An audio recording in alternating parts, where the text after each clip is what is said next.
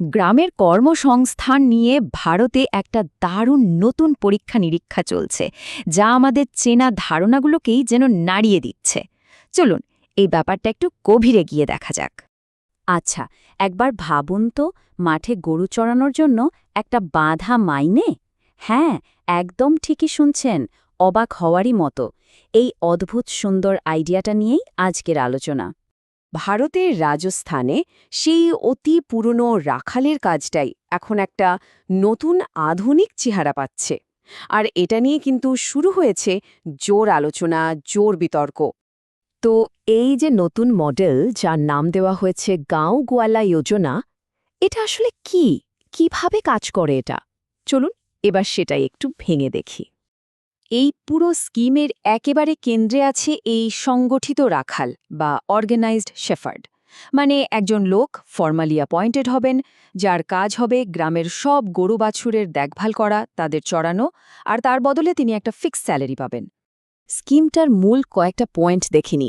কাজটা হলো প্রতিদিন গবাদি পশুর যত্ন নেওয়া।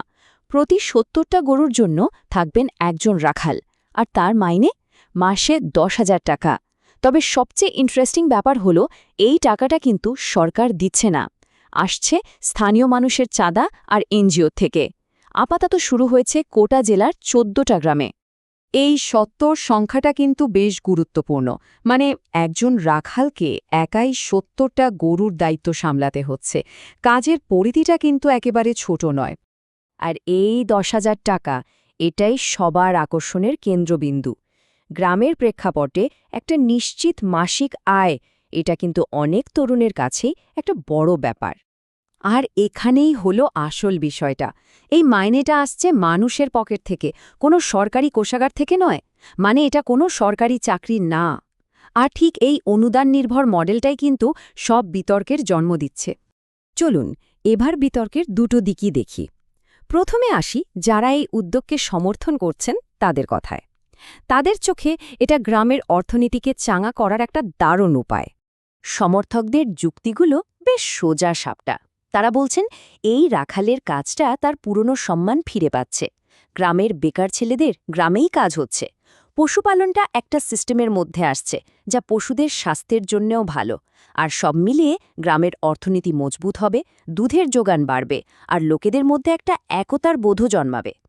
কিন্তু সবাই যে এটাতে বাহাবা দিচ্ছে তা কিন্তু নয়। মুদ্রার উল্টো পিঠও আছে।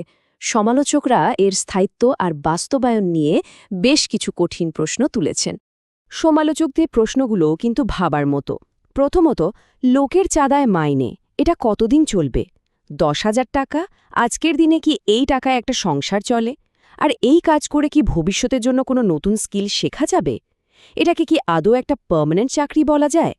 অনেকে আবার বলছেন আধুনিক ডেয়ারি ইন্ডাস্ট্রির সঙ্গে এর তো কোনো যোগই নেই। আর সবচেয়ে বড় ভয়টা হলো গ্রামের লোক কতদিন আর টাকা দিয়ে যাবে। তাহলে পুরো বিতর্কটা কোথায় এসে দাঁড়াচ্ছে? একদিকে আশা, ঐতিহ্যের সম্মান, নিশ্চিত রোজগার, সংঘবদ্ধ একটা সমাজ। আর অন্যদিকে আশঙ্কা, এটা কি আসলে পিছিয়ে পড়া?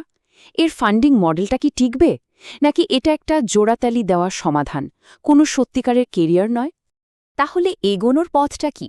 আসল চ্যালেঞ্জটা লুকিয়ে আছে ঐতিহ্য আর আধুনিকতার মধ্যে একটা ব্রিজ তৈরি করার মধ্যে। এটাই এখন সবথেকে বড় প্রশ্ন। সব প্রশ্নের মধ্যে বোধহয় এটাই সবচেয়ে গুরুত্বপূর্ণ আর কঠিন প্রশ্নটা। লোকের দানে দেওয়া বেতন কি শেষ পর্যন্ত টিকে থাকবে? এই একটা প্রশ্নের উত্তরের ওপরেই হয়তো পুরো উদ্যোগটার ভবিষ্যৎ নির্ভর করছে। তার মানে এই মডেলটা সফল হবে কিনা সেটা শুধু টাকার উপর নির্ভর করছে না। আসল সাফল্য আসবে যদি ঐতিহ্যকে সম্মান জানিয়েও একটা আধুনিক, দক্ষ কর্মী তৈরি করা যায়। এই দুটোর মধ্যে একটা মেলবন্ধন ঘটানো যায়। আর সবশেষে এই প্রশ্নটাই আমাদের ভাবার জন্য থেকে যায়, ঐতিহ্য আর আধুনিকতার এই যে মিশ্রণ, এটাই কি তাহলে গ্রামীণ ভারতের ভবিষ্যৎ মডেল হতে চলেছে? উত্তরটা হয়তো সময়ই দেবে।